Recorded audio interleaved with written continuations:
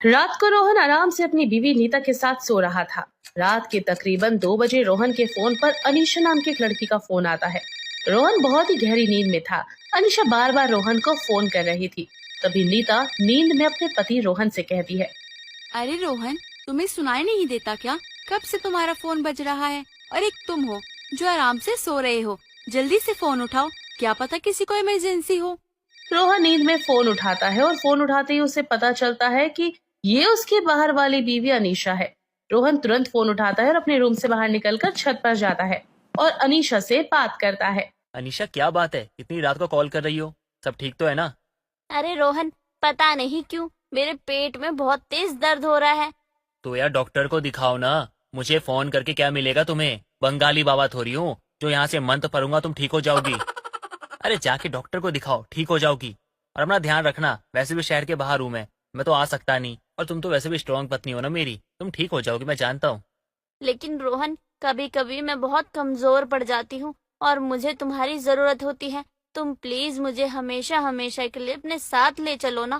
फिर कब तक ऐसा चलता रहेगा? मेरा भी मन करता है कि मैं अपने पति के साथ रहूं।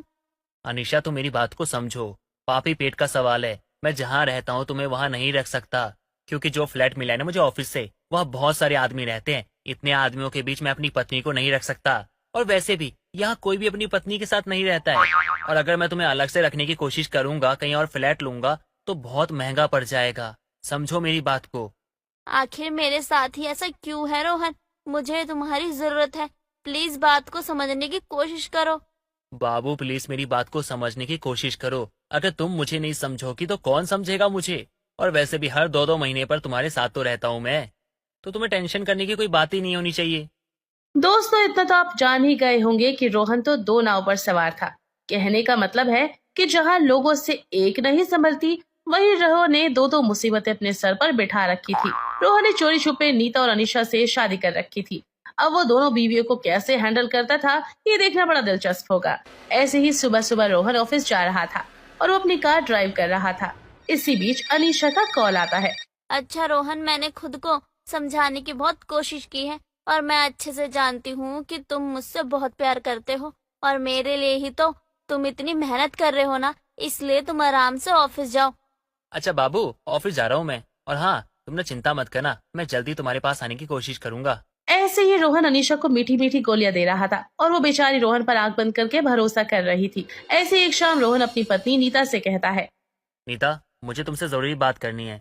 मुझे शाम को ही आज बाहर जाना है, वो भी 2 महीने के लिए। तुम तो जानती हो ना, हर 2 महीने पे मुझे बाहर भेज दिया जाता है।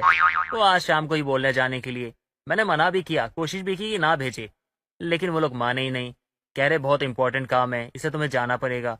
तो मैं जा रहा हूँ, और तुम्हें कोई भी दिक्कत परेशानी हो तो फोन करना मुझे। और हाँ, ज्यादा बाहर मत जाना घूमने, पता है ना माहौल कैसा है आजकल का। रोहन, तुम ये कैसी नौकरी करते हो जो हर 2 महीने पे मुझसे दूर हो जाते हो? मुझे ना ये तुम्हारा काम बिल्कुल पसंद नहीं आता है। तुम ये नौकरी छोड़ दो। अरे मेरी जान, बात को समझने की कोशिश तो करो। देखो, टाइम ना महंगाई का है, और महंगाई में ना जो तनख्वाह मिलती है मुझे, उसमें गुजारा हो नहीं पाता है। तो मैं कोशिश करता हूँ कि ज्यादा से ज्यादा पैसे कमाऊं, ताकि कल को हम 2 से 3 होंगे तो हमारे काम आएगा। अभी पैसे बचाएंगे तो आगे हमारा ही फायदा होगा ना। और अगर मैं काम छोड़ दूंगा तो करूंगा क्या? कैसे घर चलेगा हमारा? ये सब भी सोचा करो यार। अच्छा, मैं जाऊं? अच्छा बाबा, ठीक है, जाओ तुम। रोहन ऑफिस के काम का बहाना बनाकर 2 महीने के लिए उसी शहर में अनीशा के पास चला जाता है। अनीशा अपने पति को देखकर बहुत खुश होती है। आ गए तुम आज। मैंने तुम्हारे मनपसंद का खाना बनाया है, सब कुछ मैंने रेडी करके रखा है। जल्दी आओ और हाथ मुंह धोकर खाना खा लो। उसके बाद मुझे तुमसे खूब सारी बातें करनी है। ये सिलसिला यूं ही चलता है। ऐसे ही नीता एक दिन एक मॉल से शॉपिंग कर रही थी। इसी बीच अनीशा भी उसी मॉल में पहुंच जाती है और अचानक से दोनों की आपस में टक्कर हो जाती है, जिसमें दोनों का पर्स नीचे गिर जाता है और जल्दबाजी में दोनों का पर्स एक्सचेंज हो जाता है।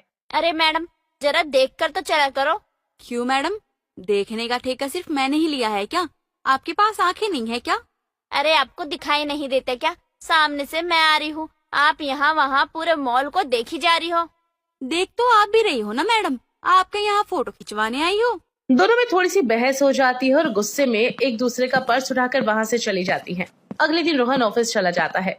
नीता अपना पर्स ढूंढ रही थी तो वो तभी देखती है कि गलती से किसी और का पर्स उसके पास आ गया है। नीता समझ जाती है कि ये पर्स तो कल मॉल में एक्सचेंज हुआ था। नीता उस पर्स को खोलती है जिसमें अनीशा का आधार कार्ड और फोन नंबर था। नीता तुरंत अनीशा को फोन करती है और कहती है, हेलो, मैं नीता बोल रही हूँ। याद है कल हम दोनों मॉल में एक दूसरे से टकराए थे?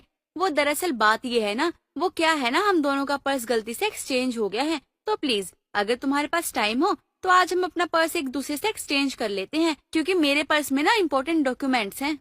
अरे हाँ यार, सॉरी, पता नहीं, ध्यान ही नहीं रहा। और कैसे पर्स चेंज हो गया? अगर आप फ्री हो तो मेरे घर पर आ जाओ। वो दरअसल बात ये है कि आज मेरे पास बिल्कुल भी टाइम नहीं है, मेरे पास बहुत सारा काम है। ठीक है, फिर तुम मुझे अपना एड्रेस बता दो, मैं तुम्हारे एड्रेस पे आ जाती हूँ। अनीशा नीता को अपने घर बुला लेती है। नीता अपना पर्स लेने के लिए अनीशा के घर जाती है। दोनों इस बात से अनजान थे कि रोहन ही उन दोनों का पति है। अनीशा और नीता दोनों साथ में बैठकर खूब सारी बातें कर रहे होते हैं। तो बताओ, तुम्हारे पति क्या काम करते हैं? मेरे पति 2 महीने के लिए मेरे पास रहते हैं और 2 महीने के लिए ऑफिस के काम के लिए बाहर शिफ्ट हो जाते हैं। उनका ऐसा ही चलता रहता है। अच्छा, मेरे पति का भी यही हाल है। मेरे पति का भी यही है, 2 महीने मेरे पास रहते हैं तो 2 महीने कहीं और शिफ्ट हो जाते हैं। अरे वाह, यहाँ भी हमारा सब कुछ सेम। कहीं तुम्हारे पति और मेरे पति का नाम भी तो सेम नहीं है ना?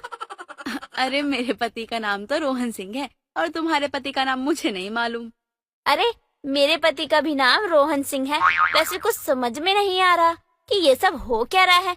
चलो, मेरे पति बस थोड़ी ही देर में आने वाले हैं। मेरे पति से मिलते जाना तुम। बेचारा रोहन इस बात से पूरी तरीके से अनजान था कि घर पर दोनों मुसीबतें चल कर आ चुकी हैं। थोड़ी देर में रोहन ऑफिस से घर आता है। घर आते ही अपने सामने वो नीता और अनीशा को देखकर हैरान रह जाता है। नीता, यही मेरे पति है रोहन। अरे ये तो मेरे पति हैं। दोनों पत्नियों के सामने रोहन की सच्चाई आ जाती है और वो खुद पर शर्मिंदा होता है। उसे कुछ भी समझ नहीं आ रहा था कि वो क्या करे। देखो, मैं जानता हूँ कि मैं गुनहगार हूँ तुम दोनों का। तुम चाहो तो सजा दे सकती हो मुझे, और मैं ये मानता भी हूँ कि मैंने तुम दोनों से झूठ कहा, और मैं जानता भी हूँ कि मैंने तुम दोनों को धोखे में रखा है और तुम दोनों के साथ मैंने बहुत गलत किया। मुझे सच्चाई बता देनी चाहिए थी तुम दोनों को कि मैंने 2 शादी की है, लेकिन मैं नहीं बता पाया क्योंकि मैं तुम दोनों से बहुत प्यार करता था, तुम्हें खोना नहीं चाहता था। इसीलिए इस सच को छुपा के रखा मैंने। ये सब क्या हुआ, कैसे हुआ, मुझे कुछ नहीं समझ में आया, लेकिन मुझे छोड़ के मत जाना तुम लोग। गुस्सा तो मुझे तुम पे बहुत आ रहा है। मैं चाहकर भी तुम्हें कभी माफ नहीं कर सकती हूँ, इसलिए मैं हमेशा हमेशा के लिए तुम्हें छोड़ के यहाँ से जा रही हूँ। मुझे ऐसा लगता था मेरा पति मुझे कभी धोखा नहीं देगा। तुमने मेरे साथ विश्वासघात किया है। नीता और अनीशा एक एक करके वहाँ से हमेशा के लिए चली जाती है और रोहन को अपने की ओर बहुत पछतावा होता है। वहीं दूसरी तरफ अनीशा भी गुस्से में रोहन को छोड़कर अब जा चुकी थी।